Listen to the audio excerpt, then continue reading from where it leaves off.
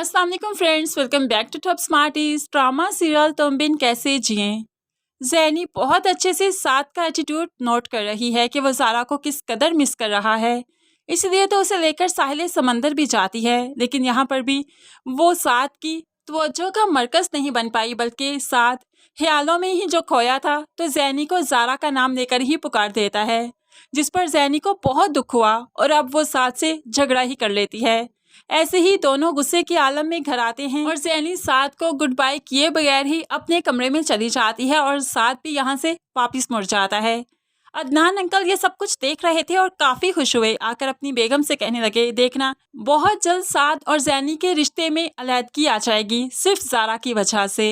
अब यहाँ पर पुप्पो तो बहुत परेशान हो गई, नीचे आकर सरवत से भी बात करने की कोशिश की, जो कि फिर ज़ैनी सुन लेती है और फिर गुस्से बड़े लहजे से पुप्पो से कहने लगी, अदनान अंकल से कहिए अपने काम से काम रखा करें, मेरी ज़िंदगी में इंटरफेयर करने की उन्हें कोई ज़रूरत नहीं। ये कहते हुए ज़ैनी यहाँ से चली गई और माँ परेशान कि इसने भी माहिन की तरह जवाब देने कैसे सीख लिए। दूसरी तरफ अब अदील की तबीयत काफ़ी ख़राब हो चुकी है, काफ़ी दिन से उसने ठीक तरह से रेस्ट नहीं किया, इसलिए तो उसकी तबीयत ख़राब है। ज़ारा उसका खूब अच्छे से ख्याल रखती है। अब ज़ारा बेड पर अदील के साथ ही बैठी थी कि अदील की आंख लग गई। तब फरीदा बेगम बहुत ही गुस्से से आई तो ज़ारा भी उठकर फरीदा बेगम के जो पास आई। तब फरीदा बेगम ज़ारा को ज़ोर से झिंझोड़ने लगी और धक्का देकर साइड पे किया और कहने लगी, तुम अदील की माँ नहीं हो, माँ बनने की कोशिश मत करो, बीवी हो बीवी ही रहो। तुम्हारी वजह से ही मेरे बच्चे का ये हाल है, तुम ही हो सबकी कसूरवार।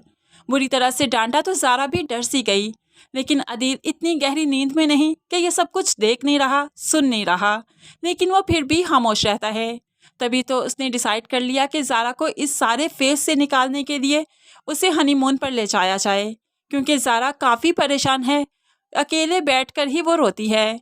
इसीलिए तो वो उसे हनीमून पर ले जाता है, जहाँ पर दोनों काफ़ी अच्छा वक्त गुजारते हैं। ज़ारा जब अदील के साथ होती है तो खुलकर मुस्कुराती है, हंसती है और ज़िंदगी को खूब अच्छे से इंजॉय करती है।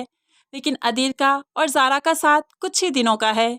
ये जितना मुस्कुरा ले इतना ही मुस्कुराएगी, आगे चलकर ज़िंदगी इसकी झोली में बहुत से दुख देने वाली है, क्योंकि अभी जब ये हनीमून से वापस आएंगे तो कुछ अरसे के बाद ही अदील का एक्सीडेंट हो जाएगा, जो कि ज़ारा के साथ ही उसके मेके जा रहा था। एक्सीडेंट के बाद ज़ारा तो सरवाइव कर जाएगी, लेकिन अदील सरवाइव नहीं कर पाएगा और माहम और फरीदा बेगम अदील की मौत का कसूरवार सिर्फ ज़ारा को ठहराएंगे। इसलिए ज़ारा की ज़िंदगी काफ़ी मुश्किल हो जाएगी, जो कि प्रेग्नेंट भी है और ज़िंदगी में मुश्किलात भी काफ़ी आने वाली हैं।